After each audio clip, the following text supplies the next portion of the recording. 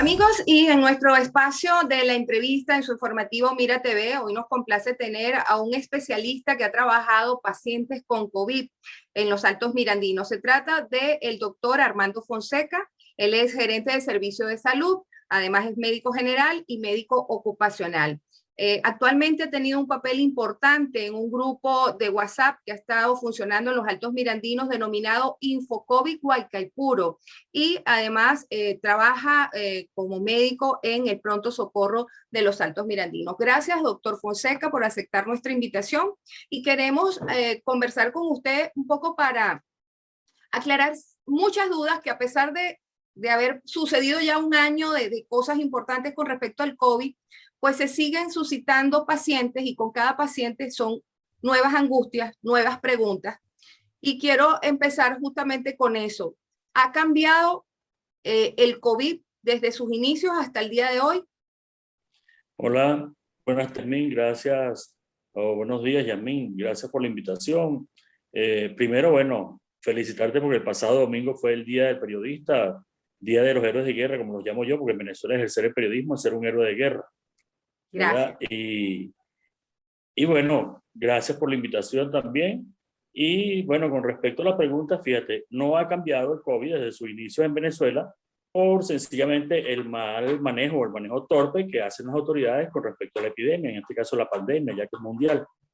Cuando digo esto es porque si tú revisas, por ejemplo, revisamos los datos de la segunda ola hacia acá, es decir, de finales de marzo, principios de abril, que presentamos la segunda ola, te darás cuenta que las cifras de contagio no han disminuido de 900 a 1.200 casos diarios, a pesar de que la segunda semana después de la segunda ola, haga la redundancia, se dijo controlamos la variante brasileña, cosa que era un error. No, esa segunda ola no se dio producto de la variante brasileña tampoco. Es decir, si hacemos un poquito de conciencia y aplicamos bien la lógica, Brasil hace frontera con casi 10 países de América Latina. Es decir, el único país donde la variante brasileña cruzó la frontera, triplicó el número de casos y colapsó el sistema de salud fue en Venezuela. No, no, por favor. La variante brasileña hizo estragos en Venezuela fue precisamente por el manejo torpe, por el mal manejo que se hace de la epidemia. Es decir, 15 días atrás de eso, fuimos el único país del mundo que celebró carnavales. Sí. O sea, las fotos de nuestros carnavales en las playas parecían los carnavales de Río de Janeiro. Eso trae sus consecuencias porque el virus también está en la playa. Y también una persona infectada con virus también lo lleva a la playa. Y por una persona que esté contagiada con el virus puede contagiar a 25 o 29 personas más de una Por sola día. persona. Imagínate la cantidad de gente que está en la playa. Claro, ya ¿Sí? de hecho muchos médicos, muchos especialistas como usted ya estaban advirtiendo de los peligros que se iban a suscitar 15, 20 días después. Sí, precisamente, porque es que aquí se nos ha hecho inicialmente, cuando comenzó, podemos hacer un repaso. Un repaso en dos sentidos. Primero, hablar de las características del virus. Y segundo, lo que ha sido la pandemia de marzo del año pasado para acá, en el caso nuestro. Primero, que eso es un virus que de un 80, de 100 personas que se contagian, ¿verdad? El 97% sobrevive. Eso es un virus que de 100 personas que se contagian, 80 pueden pasar con síntomas leves o asintomáticos. Fundamentalmente los niños y los adolescentes. O sea, los niños el 90%, 95% se pueden contagiar con el virus y no les da ni poquito, ni te das cuenta, ¿verdad? Aparte de esas 80 personas, hay 20 que pueden presentar síntomas moderados o síntomas severos. Generalmente son mayores de 50 años, con patologías de base, es decir, hipertensión arterial, bronquitis, asma, diabetes, cualquier patología de base. De esas 20 personas, 5 pueden complicarse y pueden ir a terapia intensiva y necesitar un respirador artificial, un ventilador. De esas 5, 2 o 3 se mueren. El virus actualmente a nivel mundial, a pesar de la cantidad de mutaciones que ha tenido, o sea, la cantidad de variantes, porque no son nuevas cepas, esa es la misma cepa del 2019. Recordemos que ese virus ya en el 2002 mutó con el SARS-CoV, en el 2012 volvió a mutar con el MERS-CoV y ahora en el 2019 mutó con el SARS-CoV-2. O sea, es la misma cepa, pero ha variado, ha mutado, perdón, y por lo tanto son varias, tiene variantes. Sí, la variante británica, la variante africana, la variante de la India, la variante andina, la variante Delta, que es la que algunas tienen un mayor nivel de agresividad, es decir, aumentan el número de síntomas, los síntomas, la de hecho, posibilidad de síntomas, o aumentan cada el nivel de nueva contagio. variante viene más fuerte, doctor, de hecho. No, fíjate que ¿no? no es así. No es así, no es así. Eso depende del tipo de variante. Por ejemplo, la variante andina que se reportó desde mayo del año pasado, desde octubre, perdón, del año pasado en Chile, en Argentina, ¿verdad? En Perú y en Ecuador, simplemente es más agresivo, o sea, tiene más nivel de contagio, pero los síntomas son igual. De hecho, no está en el renglón de variantes preocupantes que tiene la Organización Mundial de la Salud. Al igual que la Delta. Sin embargo, hay otras variantes, la africana, la brasileña o la británica, que sí presentan un mayor número de síntomas, o sea, mayor agresividad en los síntomas. Pero todas realmente lo que hacen es que aumenta el nivel de contagio, son más contagiosas. ¿Ves? Allí es donde Pero radica la no que diferencia. cada una venga más fuerte. Porque... Ahora, doctor, se habla de una Y a nivel tercera ola. mundial, esa variante sí es probable y nosotros tenemos mucho riesgo. Nosotros tenemos mucho riesgo por ese invento que no es más que una medida de control social. Ese invento del 7x7 no es más que una medida de control social. ¿Por qué? Cuando nosotros comenzamos a hacer el repaso que iba a hacer, gracias por recordármelo, cuando comenzamos la pandemia, la epidemia en Venezuela, se comenzó muy bien, con un aislamiento y con una cuarentena radical, como lo llaman ahora, porque eso era lo necesario y eso era lo que había tenido mayor beneficio a nivel mundial. Pero después de un mes, 2 meses, aquí la situación económica, recuerden que nosotros, previo a la pandemia, ya estábamos viviendo lo que la ONU llamó una crisis humanitaria compleja. Es decir, teníamos escasez de medicina, escasez de medicamentos, teníamos escasez de combustible, de servicios básicos, ¿verdad? Había un nivel de desnutrición, hay un nivel de desnutrición superior al 50%, hay un colapso, o había, y hay todavía un colapso del Sistema Público Nacional de Salud. Todo eso es previo a la pandemia. Entonces, por supuesto, un mes de cuarentena radical, 2 meses de cuarentena radical, el que vive el día a día en Venezuela no podía soportar más en su casa y tenía que salir a buscar el pan de cada día. A riesgo Eso de por una COVID. parte. Y por otra parte, la gente que estaba exacto, a riesgo de COVID. Y por otra parte, la gente que estaba en su casa, que podía permanecer en su casa, pero no tenía agua, no tenía luz, no tenía gas, entonces simplemente salió a la calle a protestar. Como medida de control se inventó ese famoso 7x7, no es más que una medida de control social. ¿eh?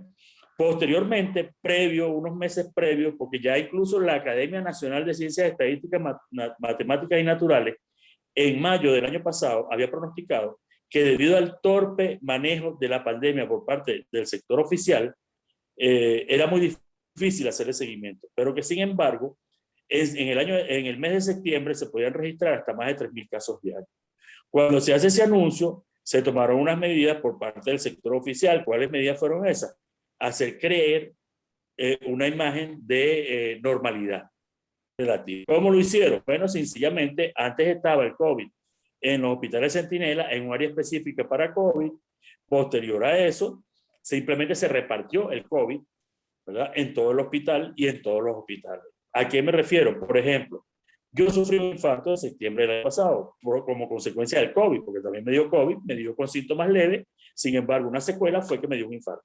Cuando a mí me hospitalizan en el Hospital Pérez Carreño, yo estoy en la sala de cuidados coronarios con mis compañeros que les dio infarto también, y al lado nuestro había una sala en el servicio de cardiología con pacientes cardiópatas con COVID-19. Es decir, ya no estaba en el área de aislamiento del COVID, estaba repartido el COVID en todos los servicios de los hospitales. Además de eso, disminuyen el número de pruebas PCR, que eso desde un principio fue un dilema. ¿Por qué? Porque inicialmente se estaban haciendo de 100 a 200 pruebas PCR. Entonces, cuando aquí se gritaba en Colombia, hay no sé cuántos mil casos, Colombia hacía en ese entonces de 15 a 20.000 pruebas PCR diarias, que es la indicación de la Organización Mundial de la Salud.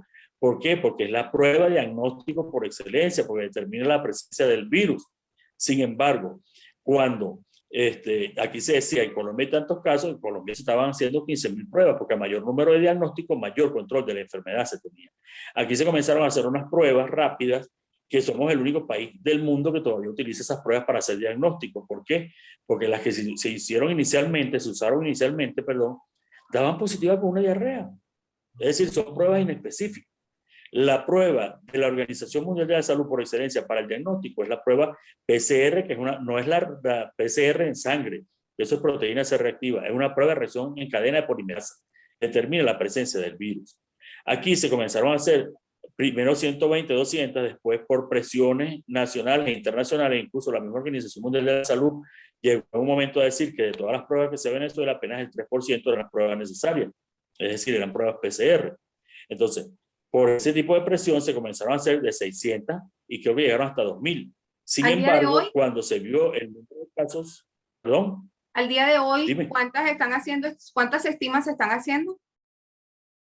Ahorita creo que están haciendo aproximadamente unas 600 porque bajaron, eso es lo que te iba a decir. Después que se llegaron a hacer hasta 2000 pruebas, bajó el número de pruebas porque a menor número de pruebas, menor número de diagnósticos. Y eso es lo que nos interesaba, entonces, o lo que interesaba del sector oficial. ¿Por qué? Porque venía una campaña electoral en solitario, porque fueron prácticamente los mismos sectores del gobierno los que participaron en ese proceso electoral. Entonces, interesaba crear una sensación de falsa normalidad, lo cual ocasionó un aumento del número de casos, evidentemente. Ahora, en diciembre, después de ese proceso electoral, tuvieron todo el mes de Navidad y después, 15 días después, un mes después, se celebró el carnaval. Eso es lo que produjo la segunda ola y probablemente lo que produzca la tercera ola nuestra también tiene que ver con esos factores del manejo torpe por parte de las autoridades. Doctor, justamente estamos a las vísperas de unas próximas elecciones en el mes de noviembre. Estamos observando también cómo las dosis de vacunas que ya se tenían estimadas dejan de darse a los 20 y tantos días, a los 21 días, y las personas están siendo remitidas de nuevo a su casa cuando les tocaba su segunda dosis. ¿Cuál es la opinión que tiene el gremio médico y en este caso particularmente usted de esto de suspender la segunda vacuna y colocar el tope máximo de los 90 días? Bueno, antes de decirte eso, te voy a decir el por qué. Realmente no es que las dosis que se estaban indicadas, es que no hemos llegado. O sea, lo que se está haciendo con eso es un populismo mediático. Me explico. Al país no han llegado 4.000 dosis de vacunas. Y nosotros necesitamos aproximadamente 40 millones de dosis para vacunar 20 millones de personas. Somos el país más atrasado en todo el continente, cuidado si no en el mundo, con respecto a la inmunización. De hecho, en el caso americano, el único país, el último país, tenemos apenas el 1.1% de la población vacunada. ¿Verdad? ¿Por qué? Porque solo han llegado 4 millones de dosis. O sea, ni siquiera han llegado los 10 millones. Necesitamos 40 millones de dosis mínimo para vacunar un 70% y crear una inmunidad de rebaño, que es lo que llaman desde el punto de vista epidemiológico. ¿Qué se ha hecho aquí?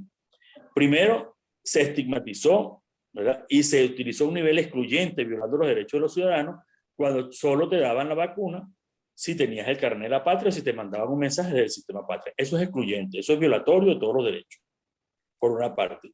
Segundo, la gente se movió a los puntos de vacunación, entonces se vieron obligados, personas adultos mayores, se movilizaron, entonces se vieron obligados a hacer dos grandes colas. La cola de los que llegó el mensaje por el carnet de la patria y la cola de los que no le llegó el mensaje para vacunar. Pero hay muy pocos puestos de vacunación. O sea, nosotros somos el único país que no tiene un plan de vacunación nacional público que haya publicado, que lo entienda todos los sectores de la población, todos los sectores de interés, todos los sectores científicos, todos los sectores sociales, ¿verdad? Y entonces, ¿qué pasa? Debido que a la poca cantidad de vacunas que se tienen, le iba a comentar, entiendo incluso que no te entendí la pregunta. El equipo de Sintracupen nos decía incluso que el gremio de salud no está al 100% vacunado. Estiman que al menos el 50% todavía falta por vacunas. Sí, yo me atrevería a decir esa cifra más o menos, entre el 50 y el 40% del sector salud. Porque la gente cuando habla del sector salud se confunde, entonces piensa que el sector salud son los médicos y las enfermeras. No, hay toda una gama de trabajadores que van desde la camarera que limpia el servicio público de salud, el sistema, el establecimiento de salud, ¿verdad? Hasta los directivos, vamos a colocarlo así. O sea, todos somos trabajadores de salud y no se ha logrado vacunar el 50%. Ahora, ante esa escasez de vacunas, ¿qué pasa? Se les acabó una vacuna, la segunda dosis. averiguaron, por lo menos se tomaron la molestia de averiguar, y el periodo de tiempo que necesario para lograr la inmunidad completa de esa vacuna son 3 meses, o sea, hasta 3 meses. Y por eso le prolongaron la vacunación a muchas personas que le tocaban los 21 días, los mandaron a su casa durante 3 meses, viendo Doctor, a ver si le llega esa dosis de vacuna. doctor, Digo viendo a ver porque todavía no hay un acuerdo real. Que ¿Ahí es garantice. que? Quería preguntarle, ¿las personas pueden recibir vacunas distintas? ¿Puedo recibir una Bueno, Sputnik fíjate. 5 y la segunda dosis no va a ser de Sputnik, va a ser de otra marca? Bueno, fíjate, los estudios que se han realizado hasta ahora a nivel mundial, sobre todo en Europa, han realizado algunos estudios de ese tipo, ¿verdad? Y sí se puede siempre y cuando el método científico con el cual se elaboró la vacuna sea el mismo. Me explico. Nosotros tenemos varios tipos de vacunas. Tenemos vacunas de vectores virales, tenemos vacunas de ARN, tenemos vacunas de componentes proteicos y tenemos vacunas de virus muertos atenuados. Si la vacuna Sputnik 5, en este caso, es de un vector, si hay otra vacuna de un vector de la misma técnica, se puede colocar la segunda dosis. En el caso de la AstraZeneca, por ejemplo, que es de la vacuna británica, es el mismo tipo de vacuna del Sputnik V, del Sputnik 5. Es decir, se pudiera colocar una segunda dosis de AstraZeneca en vez de Sputnik 5. ¿Me entiendes? En el caso de, como lo dice la gente, la rusa. ¿Ves? Pero si es una vacuna, por ejemplo, si te pusieron la Sputnik 5, no te pueden poner la segunda dosis de Sinopharm, que es la Verocell, que es la china, como dice la gente, una de las chinas. ¿Por qué? Porque es otro método científico con el cual se elaboró la vacuna. ¿Ves? Esos son los estudios que hasta ahora se han elaborado a nivel mundial y se han comprobado eso. Si es del mismo tipo, si es la misma metodología, se pudiera colocar una segunda dosis y obtener la inmunidad necesaria. Ahora, Doctor, en el caso nuestro, dime. No, continúe la explicación. En el caso nuestro, ¿qué sucede? En el caso nuestro sucede eso, que inicialmente teníamos unas cuantas dosis de la vacuna china y de la vacuna rusa, vamos a hablarlo así para que la gente nos entienda más, ¿verdad? Porque de la China hay dos, hay Sinovac, y Sinopharm, y las dos las teníamos aquí. Hasta ahora creo, si no me equivoco, habían llegado a unas 3.800.000, 4 millones de dosis entre esas dos. Eso no alcanza para un porcentaje de población que necesitamos vacunar, que sería mínimo el 70%, el 50-70% de la población. Ahora, doctor, ¿qué pasa? Hay un mecanismo que es el mecanismo de la COVAX. Ajá, la COVAX. Ya te voy a hablar de esa, ya te voy a hablar de la Abdala. De la Abdala. Ya te voy a hablar de la Abdala. Déjame primero hablarte de la COVAX. ¿Qué pasa? La COVAX es un mecanismo, ¿verdad? Una alianza que hizo la Organización Mundial de la Salud con 2 entes más para garantizar la vacuna a la población a nivel mundial. Incluso se hizo una clasificación de países de bajos ingresos. Los países de bajos ingresos iban a obtener la vacuna de manera gratuita por parte de la COVAX, y los países de medianos ingresos y altos ingresos iban a obtener la vacuna a un costo más económico. O sea, es como un subsidio que hace la Organización Mundial de la Salud.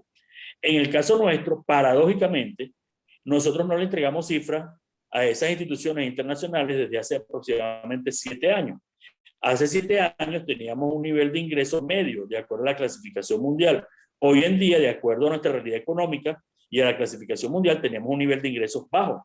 Es decir, si se hubieran entregado las cifras del país, los indicadores del país a los organismos multilaterales, hubiéramos obtenido estas vacunas de manera gratuita, por la realidad social, económica que vive el país.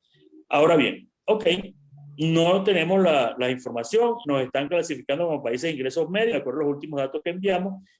Eso hacía falta. Hay que pagarla.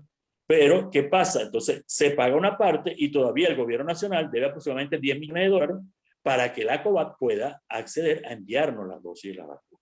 Cuando se anuncia que se iba a enviar la dosis de AstraZeneca, el gobierno nacional dijo que no quería limosna. Eso no es una limosna, eso lo estás pagando. Y que no quería esa vacuna porque en ese momento hubo unos rumores con la AstraZeneca en Europa, se aclararon los rumores y sin embargo se quedó así. ¿Ves? Entonces, hay vacunas incluso que no pudiéramos traerlas acá por razones obvias. Por ejemplo, la Pfizer, que tiene un 96% de efectividad, necesita un sistema de refrigeración de menos 70 grados, entonces habría que adquirir, además de la vacuna, los equipos para mantener la cadena de frío de la vacuna. Claro. O sea, esos son detalles técnicos que la población no conoce y tampoco tiene por qué conocerlos, pero sí es importante mencionar. Ante esa realidad, ¿qué pasa? Nosotros no tenemos todavía acceso a la dosis por la COVAD, ¿verdad? Porque todavía el gobierno nacional tiene una deuda pendiente, a pesar de que ya se canceló una deuda tanto entre el gobierno nacional oficial y el gobierno interino, como lo llaman, entre ambos, porque ambos cancelaron una parte de la COVAD, a la COVAD todavía el gobierno nacional debe 10 millones de dólares. Entonces, no tenemos acceso a la COVAD, se acabó las que enviaron de Rusia y de China, entonces el gobierno ha inventado algo que es muy delicado. Cuba, que tiene trayectoria haciendo investigación genética, ingeniería genética, eso hay que reconocerlo, está experimentando con con 5, en realidad experimentó con 5 candidatos a vacuna. Hasta ahora han avanzado 2. Uno de ellos se llama Abdalá, ¿verdad? Eso es un candidato a vacuna. Eso todavía no ha pasado las fases de investigación. Es decir, para que una vacuna sea comprobada, vacuna y sea aprobada por la Organización Mundial de la Salud, tiene que pasar 4 fases de investigación. La primera fase, bueno, se experimenta in vitro, perdón. La segunda fase se experimenta con animales. La tercera fase se experimenta, porque esa es la palabra, con humanos, pero ese experimento con humanos es bajo autorización individual, ¿verdad? Pero además de bajo autorización individual, de manera voluntaria. En el caso de la Abdalá, en Cuba no están vacunando humanos, pero es esa fase de investigación. Sin embargo, ya el gobierno anunció la adquisición de 12 millones de dosis. Eso alcanzaría para 6 millones de personas. Aunque ya anunciaron que comenzaron a colocar unas dosis en Ciudad Tiuna, en algún sitio por ahí. Esas dosis que están colocando deben ser, me imagino yo, la tercera fase de investigación. Eso es un riesgo. Además de eso, necesita... Doctor, perdón. Permítame, doctor, si esa vacuna todavía está en esa fase, de hecho vemos que en Cuba, las noticias en Cuba es que aumentó de hecho la presencia del virus COVID. Si Cuba no ha podido controlarla con esas vacunas, va a venir Venezuela en Cuba aumenta, pero en Cuba también aumenta. Vamos a hacer los conejillos de India aquí. Sí, pero es que fíjate, en Cuba aumenta porque... Sí, exactamente, exactamente, eso es lo que te quiero decir. En Cuba aumenta el número de contagios de COVID porque no han utilizado ninguna vacuna. Y ahora que están utilizando la Abdalá y la Soberana, que son 2 candidatas a vacuna, las están utilizando con cubanos, pero en la fase experimental. Entonces traen un primer lote que ya lo comenzaron a aplicar aquí como fase experimental. Y la cuarta fase sería publicar en una revista indexada a nivel internacional, es decir, una revista científica mundial o internacional, los resultados de esa fase de investigación. Hasta ahora, los únicos resultados que se conocen de la Abdalá se han publicado en el periódico Granma, que es el periódico del Partido Comunista Cubano. O sea, no se ha publicado en ningún ente científico. Y las vacunas, supuestamente se van a adquirir 12 millones de vacunas cuando la vacuna esté lista. O sea, las que están colocando ahorita de candidatos son fase experimental. O sea, están experimentando con los venezolanos y eso es muy riesgoso. Muy riesgoso porque además lo están haciendo no de manera voluntaria. ¿Deberíamos qué? Deberíamos organizarnos, deberíamos pedir la presencia de vacunas, deberíamos exigir que permitan el ingreso de las vacunas de la COVAD, es decir, que se cancele la deuda y solicitar la presencia de vacunas aprobadas, porque hay 13 vacunas en el mercado aprobadas por la Organización Mundial de la Salud. Incluso la Sputnik V tiene un sentido, la Sputnik 5, como la dicen, o Sputnik V, tiene un tremendo trabajo publicado en Lancet. Lancet es una revista británica que no publica gótica retrovirales, no publica tonterías, para no decir otra palabra, publica ciencia, ¿me entiendes? Y tiene un tremendo trabajo publicado, esa vacuna, en Lancet, ¿entiendes? Entonces, deberíamos en todo caso, cuando se reciba la notificación, las personas deben preguntar cuál es la vacuna que le van a colocar y decidir si la quieren o no, en todo caso. Sí, siempre ha sido así. Claro, porque como te digo, eso no es una vacuna. Es que el punto es que eso no es una vacuna hasta que no esté aprobada. Eso es un candidato a vacuna. de acuerdo a la Organización Mundial de la Salud. Ahora, si la prueban, si pasa la tercera fase de investigación y la prueban, pónganmela. Pero mientras no, yo no acepto ponérmela. O sea, digo yo de manera... responsable. Claro. ¿Cómo se dice? No, pero digo de manera, ¿cómo se dice? Analógica, porque ya yo me vacuné. Ya yo tengo mis 2 dosis de vacuna. Afortunadamente, a mí me dio mi COVID, superé mi COVID, mi infarto y mis 2 dosis de vacuna. ¿Ves? Y sigo, bueno, trabajando.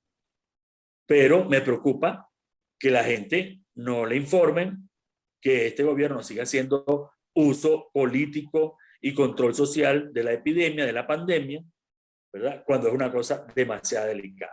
Al ritmo que vamos, con esos vaivenes de las vacunas, las no vacunas, de las cuarentenas radicales, cuarentenas flexibles, aquí en Caracas, por ejemplo, ya no existe cuarentena radical y flexible. Eso es mentira. La única diferencia es que los bancos no abren, pero el resto todo el mundo está en la calle.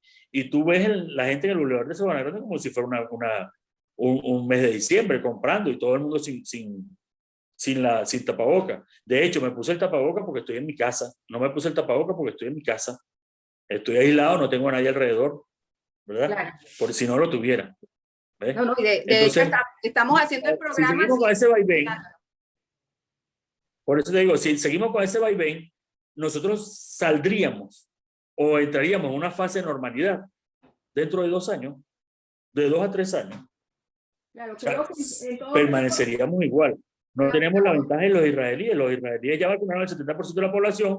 Primero eliminaron el uso obligatorio de la tapaboca en espacios abiertos, sí, y ya la semana pasada eliminaron el uso de tapaboca en las escuelas. O sea, ¿por qué? Porque ya vacunaron a más del 70% de la población, se disminuye el nivel de contagio y se adquiere lo que se denomina inmunidad de rebaño.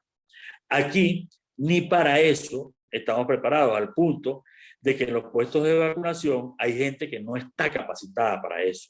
Hay gente que no ha leído nada sobre la enfermedad, que no ha leído nada sobre el virus y que no ha leído nada sobre inmunizaciones. Me explico. No hay ninguna contraindicación formal para colocar ninguna de las vacunas. La única contraindicación es que estés enfermo en cama con fiebre. Sin embargo, aquí en algunos puestos de vacunación, y lo he visto, tienen un tensiómetro. Entonces, antes de colocar la vacuna, le toman la tensión al paciente. Si por casualidad sale un poquito alta, regresan al paciente y le dicen que no lo pueden vacunar porque tiene la tensión alta. Eso no es contraindicado. Eso no está contraindicado. Algunas personas, la amiga de una compañera, le dijeron, no, usted está dando teta. Usted no se puede vacunar porque está dando teta. Por Dios. En Europa y en Estados Unidos buscan a las mujeres embarazadas y a las mujeres que están lactando porque inmunizas a 2 personas de un solo tiro. O sea, inmunizas a la madre, inmunizas al bebé. ¿Verdad? No está contraindicado. Eso no está contraindicado.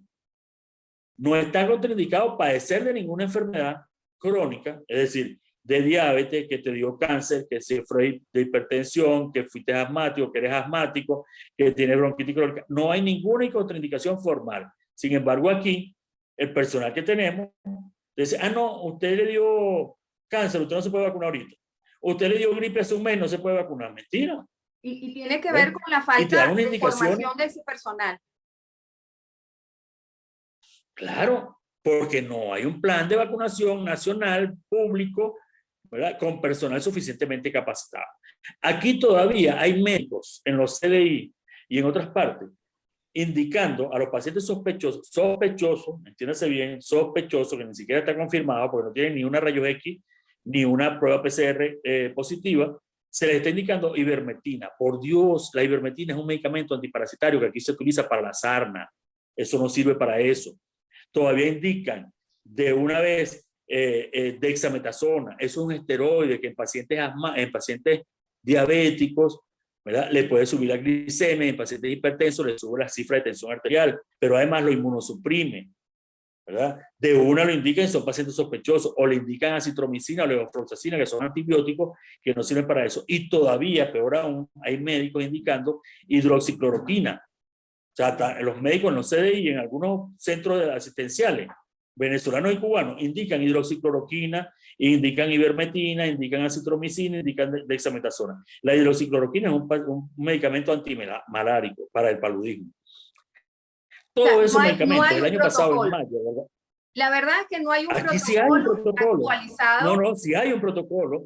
Hay un protocolo de la Sociedad Venezolana de Infectología. Muy bueno. De acuerdo a los niveles sintomáticos que tenga el paciente. Sin embargo, por eso te digo que hay médicos del sector oficial que no aplican porque ni siquiera lo han leído. Yo creo que no lo conocen. ¿Ves? Hay un protocolo muy bueno de la Sociedad Venezolana de Infectología de acuerdo a los niveles sintomáticos que tenga el paciente y si está hospitalizado o no. Ahora, el uso de esos medicamentos que no sirven para la COVID-19, la Organización Mundial de la Salud desde mayo del año pasado autorizó más de 200 ensayos clínicos a nivel mundial y resultaron que ninguno, sin excepción, ¿verdad?, servía para la COVID-19. O sea, se hicieron ensayos clínicos donde a un paciente se le daba ivermectina, por decirte algo, uno de los 4 medicamentos esos que mandan aquí de gusto, ¿verdad?, y al otro se le daba un placebo. Un placebo es una pastilla que no tiene ningún componente, ningún medicamento, ninguna droga. Resultó en algunos ensayos clínicos que los que le dieron placebo obtuvieron mayor mejoría que los que le dieron la ivermectina. Y en algunos casos, si no me equivoco, fue en Australia, utilizaron 3 veces la dosis que se utiliza para la sarna de la ivermectina y le ocasionó daño renal a los pacientes. Es decir, son medicamentos que la Organización Mundial de la Salud desde el año pasado dijo que no se indicaran para la COVID-19 y aquí lo siguen indicando en los pronto socorro, en los CDI, perdón, y en otros centros asistenciales, ¿verdad? Entonces, hace falta no solamente una buena política de Estado en materia de salud, sino una capacitación del personal de salud. Todavía hay médicos que vergonzosamente indican esos medicamentos. Bueno, doctor, se nos quedó corto el tiempo. De verdad que esto es información valiosa que debemos compartir. Vamos a quedar pendiente con usted para próximos programas en donde podamos también desarrollar las recomendaciones para las personas que han decidido, en muchos casos, tener a sus pacientes en casa debido a la imposibilidad de acceder a los centros asistenciales para la atención de sus familiares. En todo caso, muchísimas gracias por toda esta información. Eso es un riesgo. Antes de que me despida, te digo, eso es un riesgo. Yo sé que las personas están comprando saturadores de oxígeno y todo lo demás, y están poniendo oxígeno. Si el paciente, no le voy a dar todas las recomendaciones, voy a dar solamente esta porque me parece la de mayor urgencia. Si el paciente tiene menos de 95, menos de 90 de saturación de oxígeno, llévelo a un centro asistencial, porque el paciente puede hacer una tormenta de citoquinas o puede hacer una insuficiencia respiratoria y se le queda en casa. Las otras recomendaciones las podemos dar después en otro programa. Yo estoy siempre a la orden, sobre todo si es para informar a la comunidad, si es para informar a la población y beneficiar a todos los que podamos. Bueno, muchísimas gracias. Es el doctor Armando Fonseca, a quien agradecemos su participación en nuestro espacio. Doctor, su cuenta en Twitter o en Instagram para que la gente lo pueda ubicar y saber sus recomendaciones, que lo vemos siempre activo. Fonsecal, todas. Fonsecal. AR Fonseca L. Ok, bueno, ya lo saben, búsquenlo a través de las redes sociales para que reciban indicaciones, recomendaciones de los expertos, que es lo que nos toca realmente, y no del vecino o del amigo del amigo del amigo. No, tenemos que ir a fuentes confiables como el doctor, quienes están bien formados y preparados para atender al paciente COVID. Nos despedimos por el día de hoy. Les decimos gracias como siempre. Será hasta mañana a las 7 de la mañana cuando nuevamente estaremos compartiendo con ustedes información de interés para la gente de los Altos Mirandinos. ¡Feliz día!